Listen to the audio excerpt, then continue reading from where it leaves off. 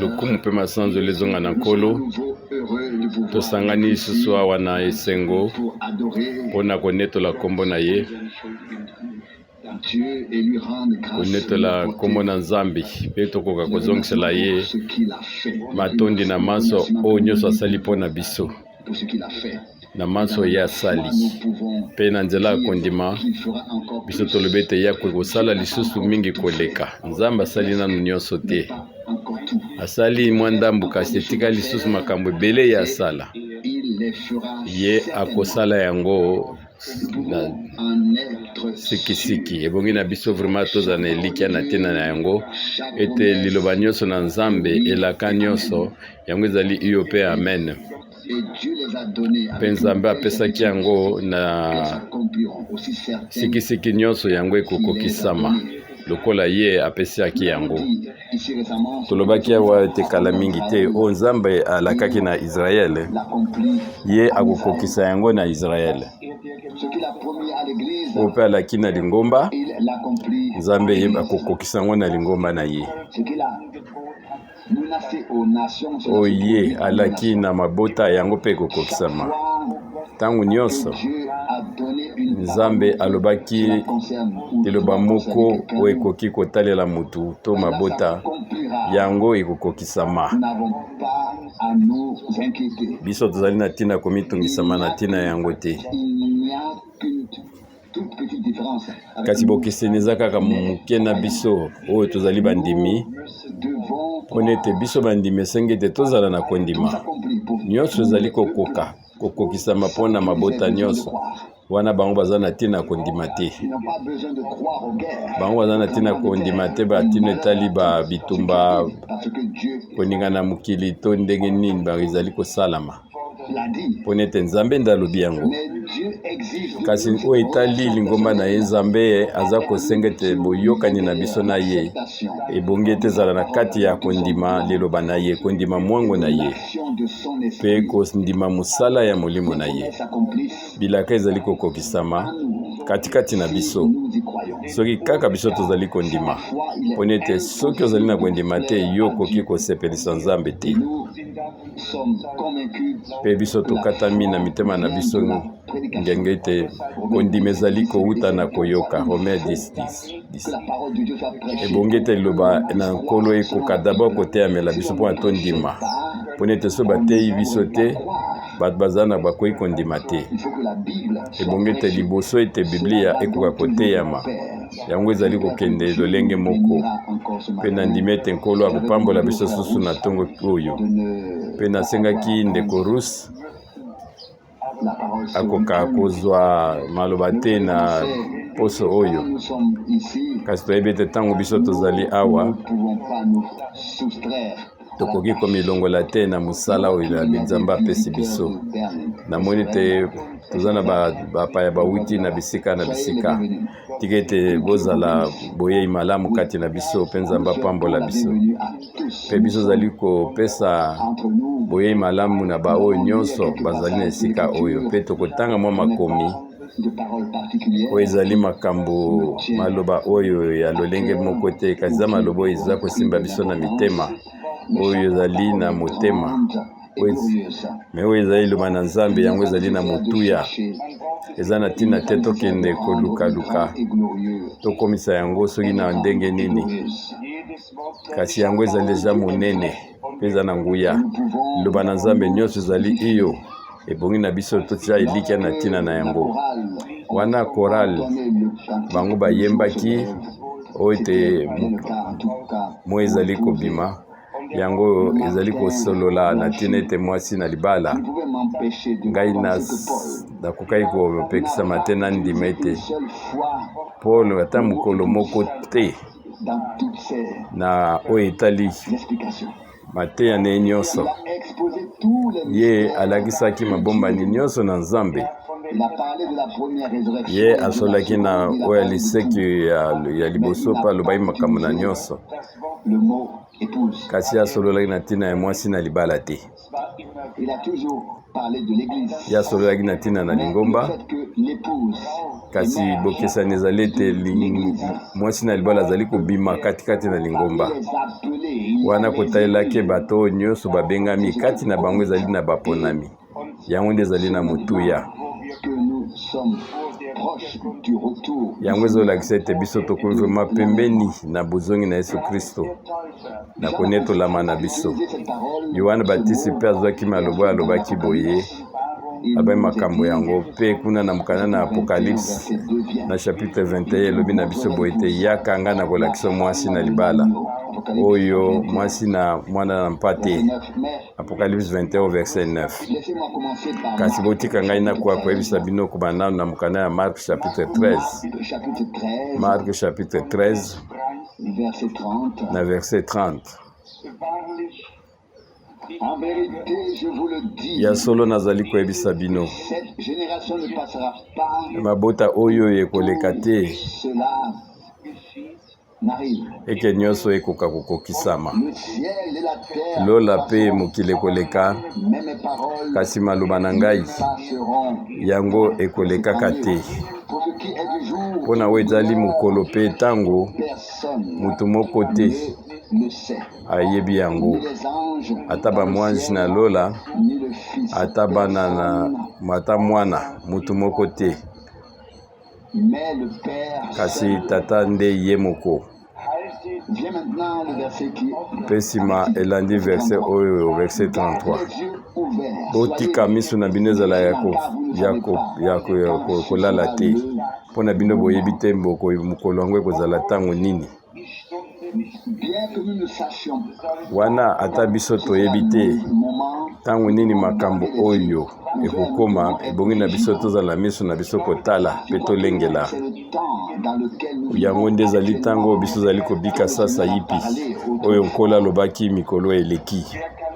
qui peut garder les yeux ouverts. nani yango akoki kotika miso na ye kaka Levé de son sommeil qui s'est kotala oyo alamuki na pongi na ye mpe baningisi ye Paul écrit au balamusi ye. Paul alobi na baroma ete alobi ete réveillé. ntango ekomi oyo biso tokoka kolamuka mpona ete ntango ekomi pembeni kotalaka wana biso tobandaki kondima.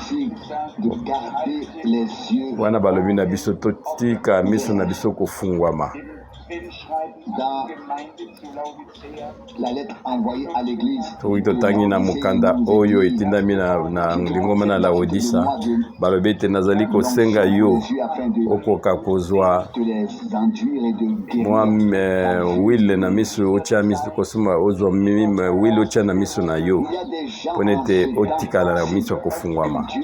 ezali na bato na ntango oyo te Nzambe abengi bango mpe afungoli bango miso mpe ye afungoli bango miso na lwili na ye mpe bakoka komona nini oyo azali koloba na liloba na ye. soki miso na biso ezali ya kofungwama, alors vigilant. biso ebongi na biso tozala na bokebi. Nous glorifions. ezali kaka te tokoka bato oyo bazali komikumisa ete bazali komona mpe bazali kondima, Aussi être vigilant. kasi ebongi na biso tozala na bokebi mpo toyebi te Le moment sera. mpona ete ntango nini makambo oyo ekokoma. Nous pouvons juger à partir des tokoki kosambisa na ntango kotalaka na bilembo na ntango très très proches. mpe to ezali kolakisa biso ete tokomi pembeni vraimen oyo na suka, kasi moto moko takoki koloba ete ezali sasa epi nde ntango. bato nyonso Ont fait jusqu'à présent basala yango ntina ntango oyo confondu. bango Nzambe ayokisa bango soni, Déterminer les temps. oyo bazali koluka kolupesa ntango Au retour du bango Seigneur. bakozala te ntango nkolo akoya. Il est écrit. kasi lokola yango ekomami ete oyo azalaki na oyo mibongisi ye akotaki mpe ekuka ekangamaki. Matthieu 25 verset 10. biso tolingi ete Nzambe asalela na lisanga na biso oyo mpona akoka kobongisa biso na ntango oyo monene ezali koya. Matin, j'ai lu très na ntongo oyo ngai natangaki na bokuse Frère Branham oyo liteya moko ya ndeko Branham, remarque toujours comment l'Esprit de Dieu l'a mpe poussé. tozalaki komona ndenge nini molimo na Nzambe ezalaki kotindika ye mbala moko, mpe ye azalaki na makoki ya Chose qui concerne ya koampeshe yango te. Ezalaki kuna ntina makambo ezali kotala makambo ya ntango na suka. Ye abetaki sete na makambo wana mpe ye akokaki kokebisa bato. Bakoki koloba ete ye azalaki kozongela makambo wana na mateya ne mingi, mpe tokoki koloba ete makambo mingi ezalaki ndenge wana. Kasi biso tomoni na ntango oyo yango ezalaki vraiment na motuya kotalela oyo ntango oyo biso tozali kobika. Nzambe asala bilaka, apesi bilaka na ye mpe ye azali kotalela yango. Mpe baloya ye alobaki ete oyo bazali kobika na ntango na Noe bango bongaki bandima oyo Nzambe atatolaki ntina na bango na mokolo wana. Oyo babikaki na ntango na Moïse bango bongaki te bandima oyo Nzambe azalaki koloba mpe kosala na ntango wana, mpe azalaki kokoba mpe akomaki ntina ntango na biso mpe kolakisa biso ezali kaka te na ntino etali kondima oyo bateyaki na oyo eleka. Kasi ebongi na biso tokoka kondima mwango nyonso na Nzambe yango epesameli biso, mpe yango esengi biso lelo ete tokoka kondima nyonso. Tokoka kondima nyonso lokola likomi ezali koloba na biso wana akobwakisa te eloko moko te. Ebanda ezala oyo bateya na ntango eleki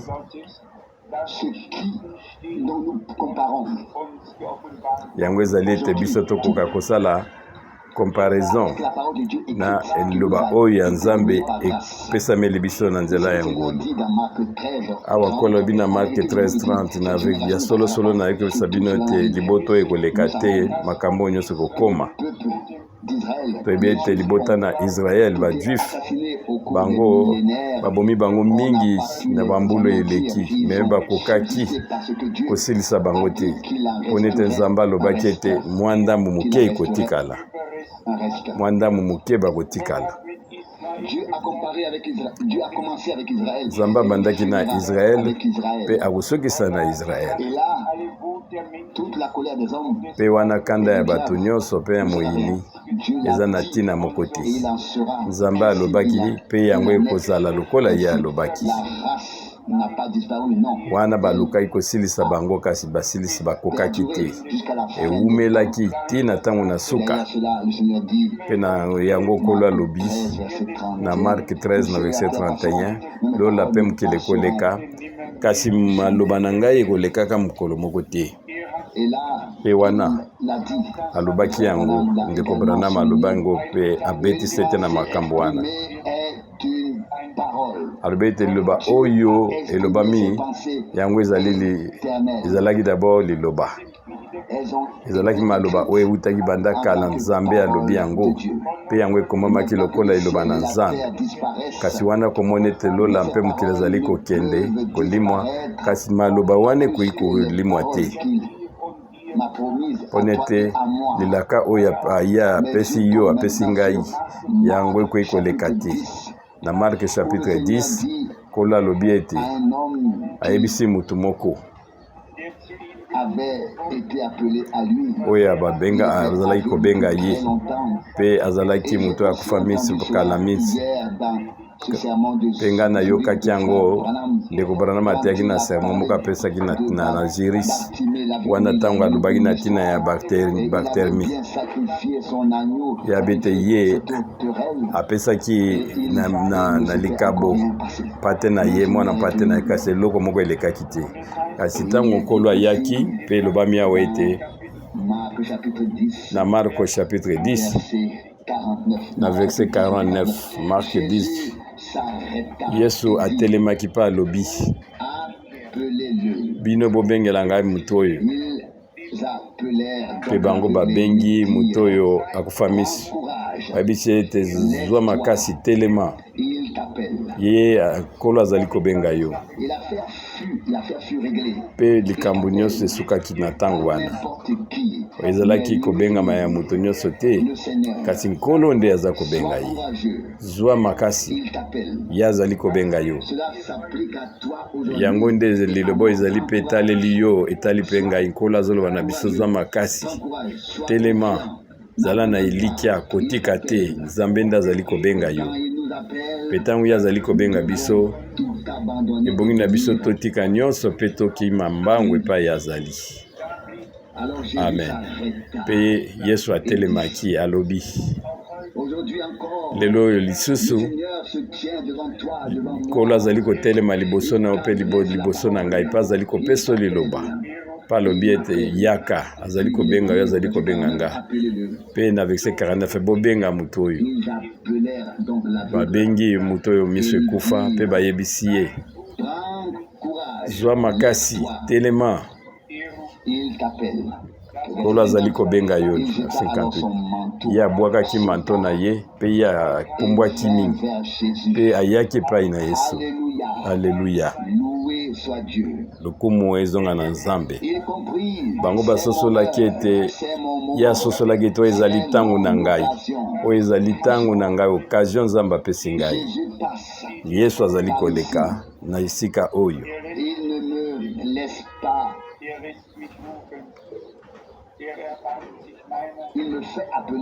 Ye azali kobenga, aza kobenga yo, azobenga nga, azoyokeli biso mawa. Pe wana bikamwisami oyo azalaki koluka banda kala yango ekokisami. Na verset 50 ye ayebisaki ye alobi, yo olingi nasalela yo nini? Mpe moto ya kufa mingi so alobi ete, o Rabuni, ngai posa na ngai ezali ete nakoka komona. Na verset 52 Yesu ayebisa ete kende mpe kondima na yo ebikisi yo. Mpe na mbala na pwasa ye abandaki komona, mpe ye akangamaki na Yesu wana ntango Yesu Kristo azalaki kotambola. Liloba na Nzambe ya nkolo yango ezali kozonga te soki yango ekokisi mokano na yango te. Ekoki kozonga pamba te. Nyonso nkolo azalaki koloba yango ezalaki kokisama. Ntango azalaki koyebisa mai monene bambonge, mpe bambonge na bampepe minene ezalaki kovanda kimia. Nyonso ezalaki koloba na monoko na ye, kubima na monoko na ye, yango ezalaki kokokisama. Yango esengi ezala lolenge moko na oyo etali liloba na Nzambe. Liloba na Nzambe lokola biso toloba yango ntango nyonso ezali na nguya ya kokela mpe ya kobikisa. Ate liloba elobi nini, yango ekokokisama mpona bato oyo bandimi yango. Moto wana ayaki, andimaki, mpe nkolo alobaki na ye ete kende, kondima na yo nde ememeli yo lobiko. Na batango nyonso moto wana amonaki kaka mbala moko kokutana na Yesu oyo ezali na sembo. Soki okutani na ndenge vrema ya sembo, na ndenge vrema ya bosolo, yango ekofungola yo miso mpe ye ekopesa yo bomoi, yango ekotambusa bio, yango ekotindika biso tokoka kobwaka oyo nyonso ezali ya biso mpe tokoka kozongisa eyano na kobenga oyo ye apesi biso. Na pokwa ya lobi ndeko moko molinga mapesa tuna ye ngai motuna na oyo etali baseka oyo bazanga mayele, mpe ngai nakanisaki mingi Nzambe abongisa mwango na ye ya lobiko ke biso tozali kondima na mitema na biso nyonso mpe kondima ete biso tozali oyo bazali baseka oyo ya mayele. Mpe wana nde likya na biso evandi wana na lolenge ete Nzambe apesi biso ngolu tokoka kozwa kobengama ya mobali na libala, toyoka mongongo na ye mpe biso tokoka koyuza na boyokani na oyo asala alobi, mpe apesi biso ngolu ya kondima nkolo ya kosalela ye mpe ya kolanda ye. Lokola bekomami na Matthieu 25 wana nga na kotanga yango na bonyonso na yango te, wana elakisi biso te na ebandeli bango nyonso tu balalaki mpe nsima ngonga ebetaki mpe bango nyonso tu balamukaki. Eloko moko esalamaki na bokeseni wana toyeba ete oyo ezali wile ezalaki na milangi na bango na katikati na baminda bango nyonso tu bango zomi bazalaki na mafuta, bango nyonso tu batelemaki, bango nyonso bazalaki na minda ezali kopela, kasi nde bokeseni ezali ete yango ekokaki te, minda yango ekufaki, oyo minda ya bango nyonso ya zomi. Yango elakisi ete oyo moitié ya oyo bakende mpo bakutana na Nkolo. Nga kokotanga verset 3 et 4 ya Matthieu 25. Wana oyo bazalaki na mayele te, ntango bazwaki minda na bango, bango babosanaki kozwa milangi ya mafuta. Kasi oyo bazalaki mayele bango bazwi na nsima kotalaka oyo ezali minda na bango, bango bazwaki mafuta ya mbila oyo ezali mayele. Biso yebi na ntango na kala ezalaki ete ezalaki nde singa oyo ezalaki kopela, yango nde ezalaki kobenda l'huile. Mpe Nkolo abete ebongi na biso te ete oyo singa oyo ezali kopela yango ekoka kokufa te. Biso toyebi te ntango nyonso mwindo ezali kopela, singa wana ezali mpe koliama, ezali kokita. Ntango yango ezali kowumela mpe mafuta mpe ezali kokita. Oyo azali na mayele ayebi ete mokolo moko l'huile oyo ekosila mpe moto ekozala lisusu te, mpe yango ekongenga lisusu te. Mpe oyo bazalaki mayele bazwaki kotalelaka libanda ya minda na bango, bamemaki milangi ya l'huile mpo nete bakoka kotia lisusu na minda na bango. Yango nde epai wana libombani nyonso ezali mosala ewuti epai na Molimo. Ezali kaka te kokenda kokutana na mobali na libala, kasi ebongi na biso omilengela na ntina ete tokoka kozanga te mafuta katikati na minda na biso. Ezali na ntina moko te tokoka koyeba ete kaka moto ezali kopela na ntango na pokwa, mpe biso totiki kaka yango epelaka. Kasi biso ebongi na biso tozala na boyokani mpona tokoka kotiaka kaka mafuta, kobakisaka mafuta na minda na biso. Mpe na mokanda na Zakari na chapitre 4 mpe ezali kolakisa biso ndenge nini Nzambe azwaki abongisaki mpo nete oyo ebombali ya balwile oyo ekoka kozanga te. Mpe yango elakisamaki biso na baminda oyo sambo, mpe balakisi biso ete nyonso minda ezalaki kopela. Soki tozotangi na mokanda ya Zakari chapitre 4 na verset 2. Zakari chapitre 4 na verset 2. Alobi na biso omoni nini? Nga na biso ete namoni wana chandelier moko boye ezali kati nyonso tu ezali na wolo, mpe ezalaki na elubu moko ya l'huile moko ya likolo, mpe ezalaki na kobombami moko ya l'huile kuna ezalaki na likolo, mpe ezalaki na minda oyo ezalaki kopela, mpe minda wana ezalaki kozala alimente na katikati na mafuta wana oyo ezali lolenge ya lingomba. Oyo ezali komema l'huile oyo ezalaki sambo, kolakisaka ete bamwango sambo na lingomba. Mpe nsima emoniselo eyaki oyo azali na matoi mpona koyoka, akoka koyoka oyo molimo ezali koloba na mangomba. Ezali kaka te mpona koyeba oyo mokolo oyo ozali kobika to yoko mobali na libala azali koya tokende okutana na ye te. kasi oyo azali na matoi sasa ipi akoka koyoka oyo molimo ezali koloba sasa ipi na lingomba. Nzambe azali na sango moko oyo ememami na nzela ya molimo na ye pe yango epesameli na lingomba.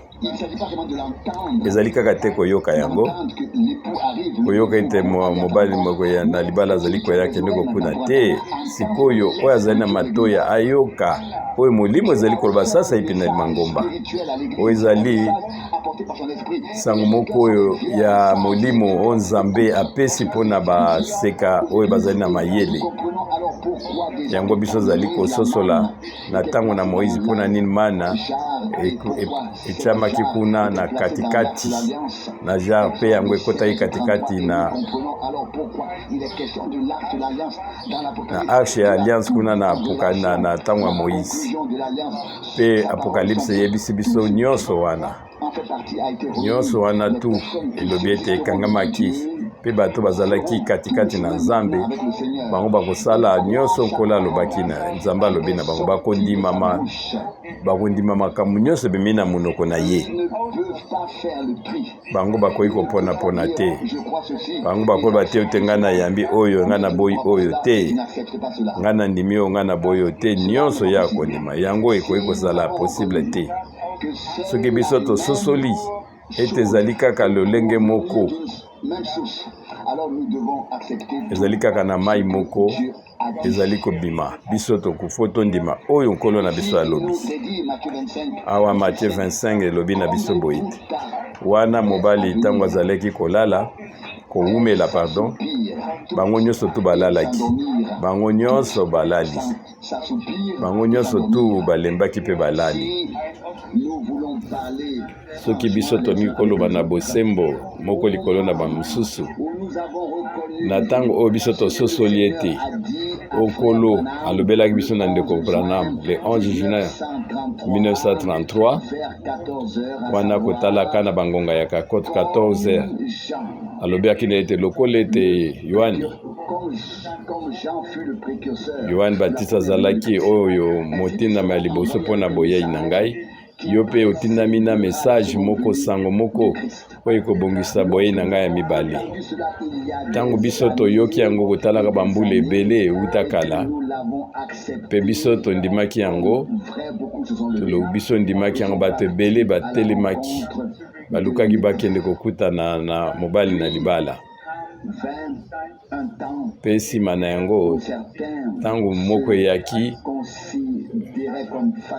bato balembaki makasi na bango ezalaki kaka kolemba, mpe eloko nini elekaki oyo makasi ya liboso oyo ezalaki koningisa bato na ebandeli nyonso tu elembaki, esalaki nini, ezalaki lisu te balembaki. Bato bakomaki kokende mutu na mutu azolanda nzela na ye, mpe moko na moko azali kopesa makanisi na ye, mpe makambo nyonso tu ekomaki na suka, mpe bato nyonso tu basalaki ete balali. Ezalaki bato nyonso te, me kotalelaka na makambo oyo ezalaki minene mpo na biso na ebandeli. Enemi ayaka kaka na makambo moko oyo ya kobongola mpona ete oyo ya ebandeli ekoka kozala liso ndenge wana te. Ye akosala ete bato bayaka na makanisi na bango. Wana pe lisusu ya na liteya moko ndeko Branham alobaki ete kosalela Nzambe yo ozali kosalela ye katikati na mwango na ye te. Ebongi na biso tokoka kozala kati na mwango na Nzambe na makambo nyonso, ete pembeni na Nzambe bato nyonso bakoka kosalisama. Posa na Nzambe bonge ete tozala na minda na biso ezali kopela, mpe tokoka kopusama na molimo, mpe tokoka kozwa nyonso oyo nkolo aza na posa na biso tokoka koyeba. Na verset 6. kasi ekomaki vraiment na butu makasi bayoki mongongo moko botelema bolamuka bokende okutana na ye mpe wana baseka oyo nyonso tu batelemaki mpe babongisaki minda na bango bango nyonso ezalaki kaka mitano te kasi bango nyonso zomi wanelakisi ete bandimi nyonso bazali kondima na boyei na Yesu Kristo oyo nyonso tu bafungu balakisamaki na ntango na biso mpe basosolaki ntango nini oyo Nzambe amonisamaki kati na biso bango batelemaki balali mpe batelemi mpe bango bayebaki ete Nkolo azali koya sasa ipi kala mingi te bango nyonso tu balamukaki bango nyonso babongisi minda na bango batali verre ezali malamu me eza na ntina nini yo kobongisaka minda na yo soki kati na mwinda na yo wana l'huile ezali te wana ata mwinda yango eza kitoko nini eza na ntina moko te mikolo nyonso yo koki kosukolaka bavere na yo ya minda me soki ezali kopela te yango nde ezali motuya ebongi ete na katikati yango ezali kaka te okoka koyeba makambo kasi ebongi te minda na yo ezalaka toujours alimenté na verset 11 balobi boye te na Matthieu 25 wana bato bavierge folle wana bayaki balobi ete Nkolo fungola biso Nkolo alobi ete ngai nayebi bino te na verset 13 bokoka kozala bakengeli bokengela mpona bino boyebi te mokolo yango ekozala ndenge nini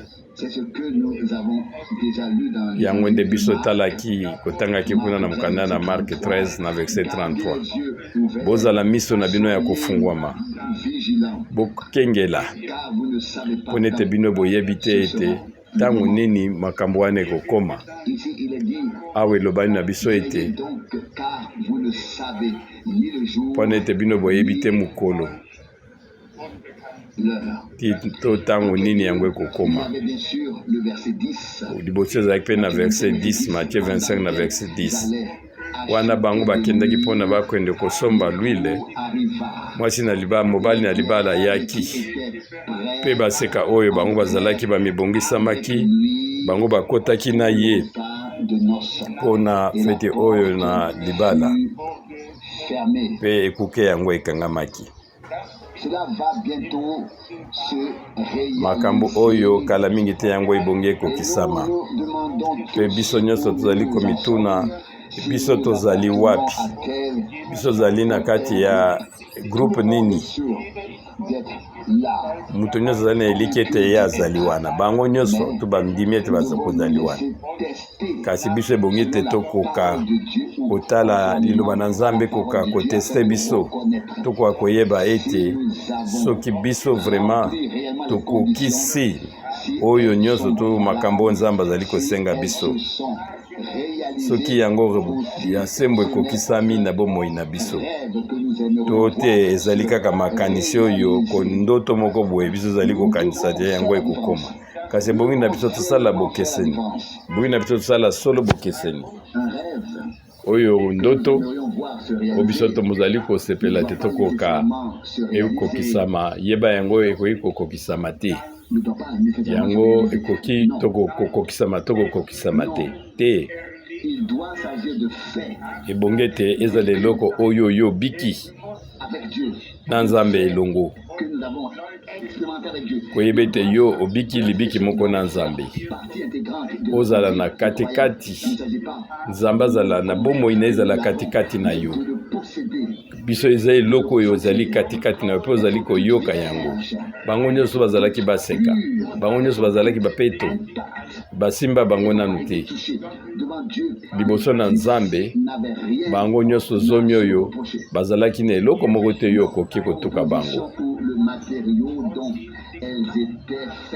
kotalelaka makambo nyonso tu esalamaki kati na bango bokeseni ezalaki te ngazokanisa lite ya ndeko Branham ntango ye alobaki na tina oyoyo ya ba epitre na ba hébreu mukanda na ba ebelo na kati ya liteya oyo ye alakisaki yango bokeseni oyo ezali na oyo ezali boponami abete moko mutu moko azalaki na elamba oyo ebongaki batonga ezalaki na elamba moko kitoko etiaki wana mpe babongisaki biloko baya kotonga mpe makambo nyonso to ebongisamaki mpona kotonga mokanda wana mpe ndambo ya bilamba etikalaki mwa bwa ndambo etikalaka ezali kaka lolenge moko na elamba kasi soki yo ozali katikati nde na baponami mpona ete bakoka kosalela yo okoka oyo bato ya liboso yo okozela mpona ete makambo mosusu eya nsima biso toyebi ete oyo nyonso azwi bomoi na seko ya koyi kobunka te mpe kasi ye akobika seko na seko soki biso tozali te ntango ya boyei ya liboso ya biseko ya liboso tokoki kozala na ntango ya mibale kodeseko ya mibale solution mosusu ezali te to nzela mosusu ezali te mpona ete ekomamaki na mokanda ya apocalypse territoire verset 1 21 verset 11 babuku oyo efungwamaki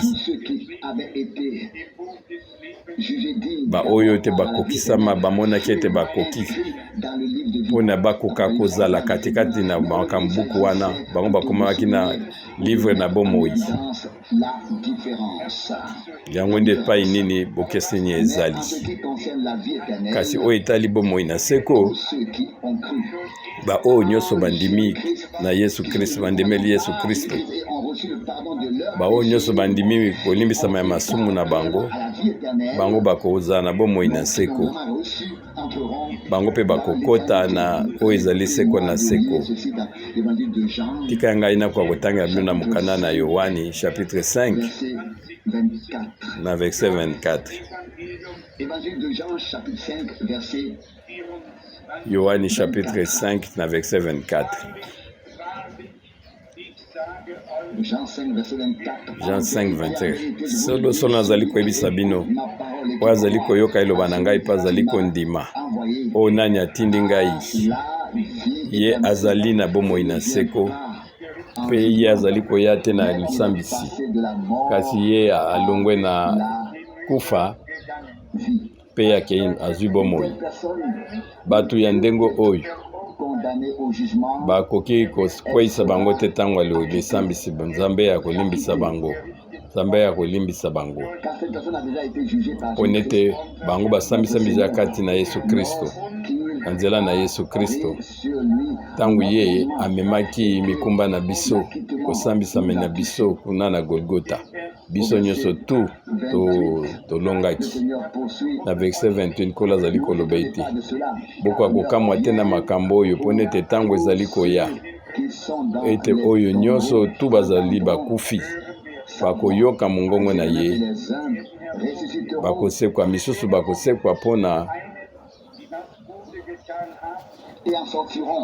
mpe bakobima baoyo basalaki malamu bango bakozala mpona bomoi na seko kasi basalaki mpona mabe basalaki mabe bango bakosekwa mpona ete basambisa mpe bakweyisa bango wana lisekwa mibale esololi na ntina na bandimi baya bandimi kotalelaka grupe mibale oyo etali babengami mpe baoyo oyo baponami baoyo ya mayele mpe baoyo oyo bazanga mayele bango nyonso kati na lingomba nzambe azali kolakisa makambo oyo nyonso mbala mingi na katikati na makomi ezali bato na esengo mpona ete nzambe alakisi biso makambo oyo za koyeba ete nzambe aponaki biso mpe biso toyebaki tolobaki yango nyonso oyo azali kondima te na oyo etali eponisa koponama ye akozala moponami ndenge nini oyo azali kondima na oyo etali koponama ndenge nini ye akoba kopona ye soki ondimaka nde nalobi te ndenge nini bakoyo okobikisama nzambe azali kotya na mitema na biso kondima na oyo biso oyo nzambe apesameli biso yango uta kala pe yango nde ezali eliki oyo ezali komi na bomoi oyo ezali komema biso na kokweyisama te kame kotalaka ete makambo yango ekokisama makambo nyonso nzambe alaki biso soki lolenge wana te eloko moko ata yo koki kosala ata yo bakisi eza na botina moko te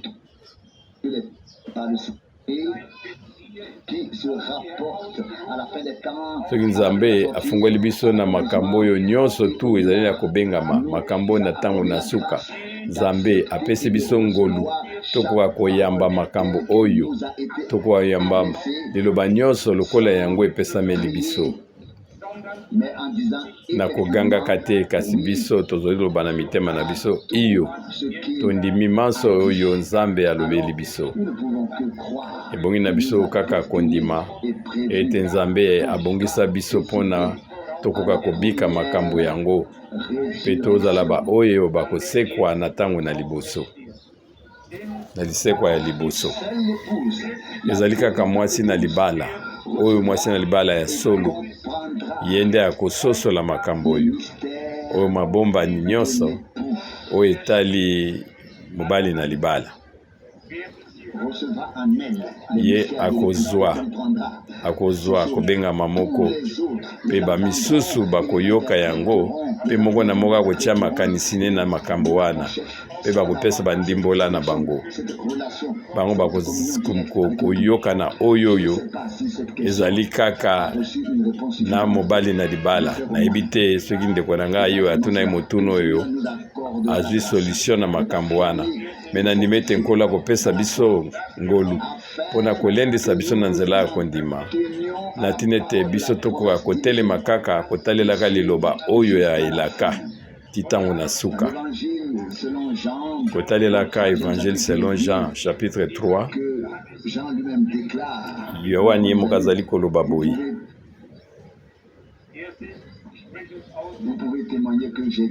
bokoki kotatola bino moko ete oyo ngai nazali koloba ezali nde yohani azali koloba ngo awa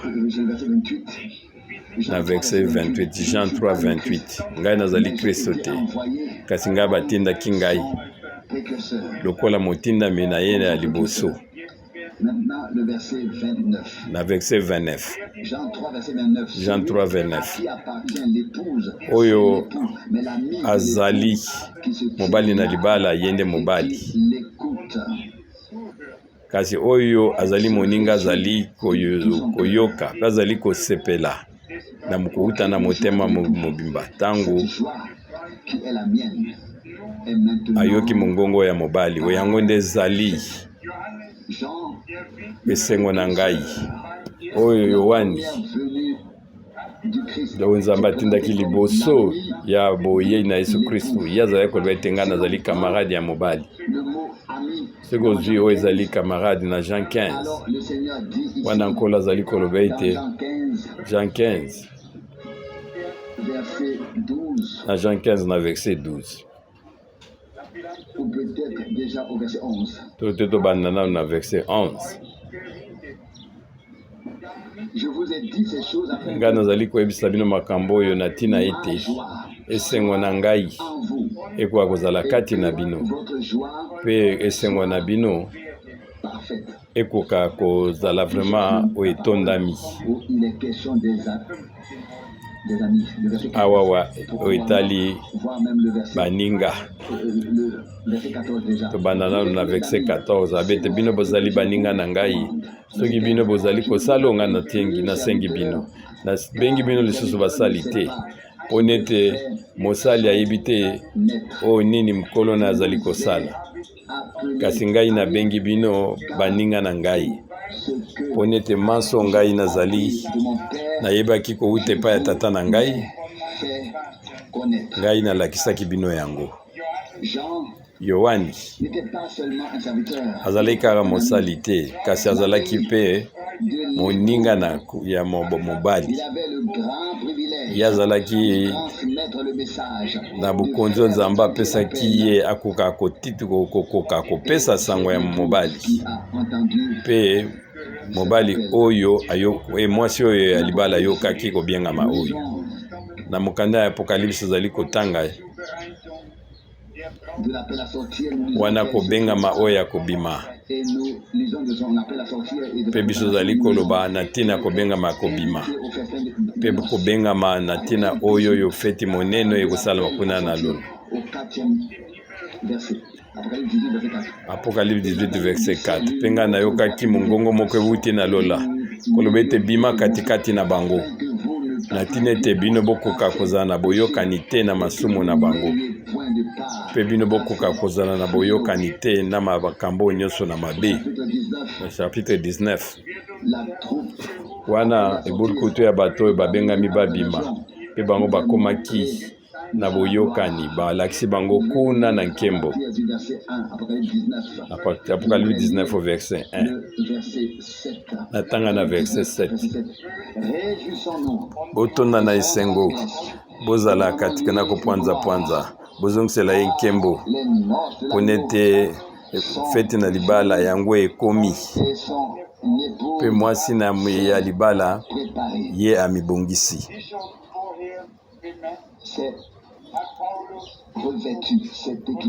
ye amilatisi ye amibongisi lokola biso tolobaki yango ete Paul, Pierre, Jacques bango basololaki na ntina ya mwasi na libala te.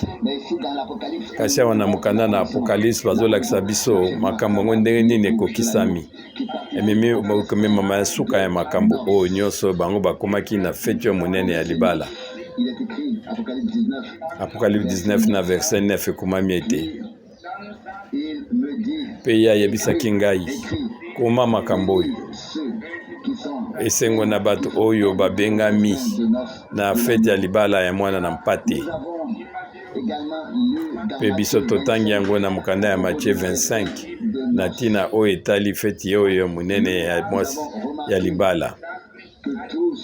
Pe tomona bakete ba oyo nyonso tu bazalaki kokende bango nyonso bakomaki na suka te kaka ezalaki mwa katikati na bango. Ba oyo bango nyonso babimaki bango babengamaki babima bango nyonso tu babongisamaki mpona kokende na nkembo. Kasi bandeko na ngai nazali koyebisa bino oyo likambo oyo ngai nalingaki koloba te oyo ezali nde na motuya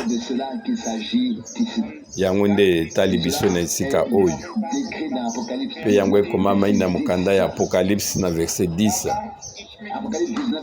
Apocalypse 19 na verset 10 ngai nakwei na makolo na ye mpona kokumisa ye kozongisele konetola ye kasi ye alobi ete tika makambo oyo kosala yango boye te. Ngai nazali kaka moko nazali ndeko no ya mosala pe bandeko na yo oyo bazali na litatoli na Yesu yo netola nkolo mpo nete litatoli na nkolo yango ezali molimo ya lisakoli.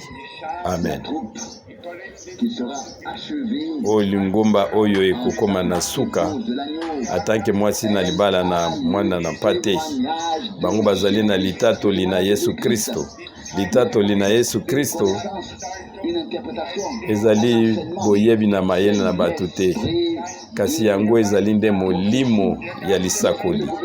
Molimo na lisakoli yango ezali komonisa biso oyo nyonso to ezali na ntina ya mwasi na libala na ntina ete tokoka kozongisa biso na boyokani ezala entre mwasi na libala na mobali na libala. Molimo ya lisakoli ezali likabo ya lisakoli te kasi molimo ya lisakoli yango biso tolobi ete oyo azali na matoi akoka koyoka oyo molimo ezali koloba na mangomba. Molimo ezali kofungola biso litatoli na Yesu Kristo pe litatoli na Yesu Kristo yango nde ezali molimo ya lisakoli.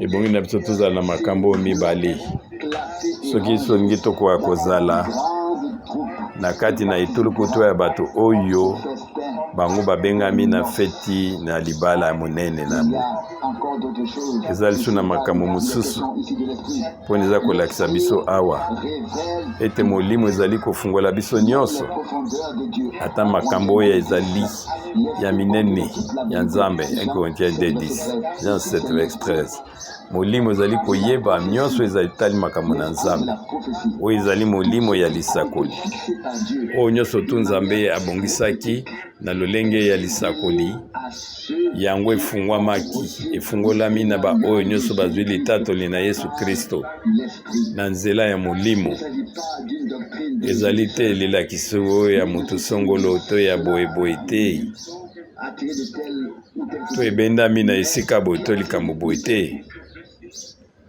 me yango ezali nini mais de la révélation ezali emonisami oyo ezali vraiment po lele lokola yango ekomami mpona na apokalypse cette révélation emoniseli yango etiamaki na ebandeli de l'Apocalypse na ebandeli na apokalypse na emoni buku na emoniseli mpe yango ekozala ntango nyonso ntina suka était saisie par la yango ekomonisami mpe baoyo nyonso yango epesameli bango bakoyeba yango apokalypse chapitre 1 na verset 1 de Jésus emoniseli ya Yesu Kristo oyo nzambe apesi pour montrer à na baoyo ya ye mpo na lakisa basali na ye makambo oyo ekokoma kala te et il l'a fait connaître mpe ye alakisi bango de son na ange nzela ya kotinda mwanji na ye serviteur Jean. na ntina oyo mosali na ye Yohani na nzela ya bilembo C'est ainsi que commence le dernier livre yango nde ezali kokoma o buku ya suka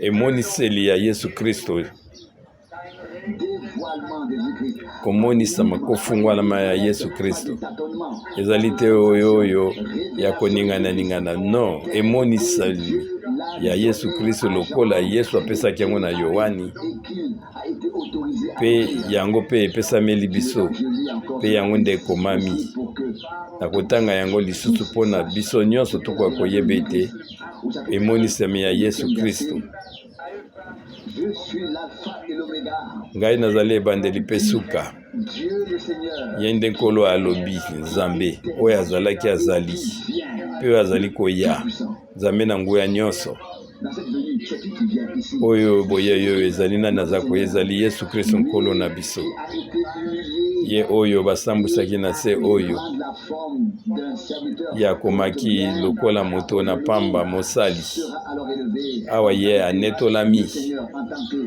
Tout-Puissant, nzambe atomboli lokola nkolo lokola ngwe aza na nguya nyonso tout œil le verra, même ceux qui biso nyonso ekomona ye ata baoyo bazokisaki ye avec les nuées, ye azali koya kouta na mapata dans cette venue, wana na boyei wana mpe lisusu nuage l'a emporté comme wana babi ete lipata moko ememaki ye ntango akendaki na lola ye akozonga kaka na lolenge wana ngolo oyo monene nzambe apesi biso il me fortifie dans ezali kopesa biso makasi katikati na kondima donner un nouveau courage. mpe ezali kopesa biso makasi na sika Nous n'avons pas fait ces choses biso osali makambo oyo nyonso te par Dieu. kasi nzambe nde apesi biso yango emonisami ya Yesu Kristo L'esprit de prophétie, molimo na lisakoli révélation des mystères de la komonisami ya liloba yawe ebombamaki ya liloba oyo ebombanaki ya nzambe nzambe afungoli biso nyonso temps-là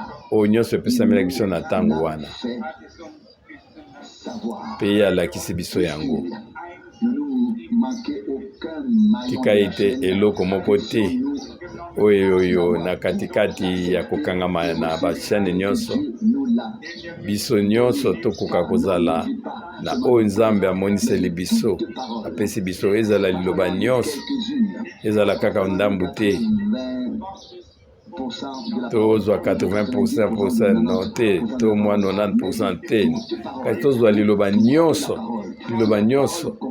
liloba nyonso nzambe apesi biso emonisemi nyonso ya Yesu Kristo lokola yango epesameli biso grâce. na nzela na ngolu Que Dieu tika ete nzambe apambola biso soit avec nous. apazala na biso nyonso yango nde ezali losambo na ngai amen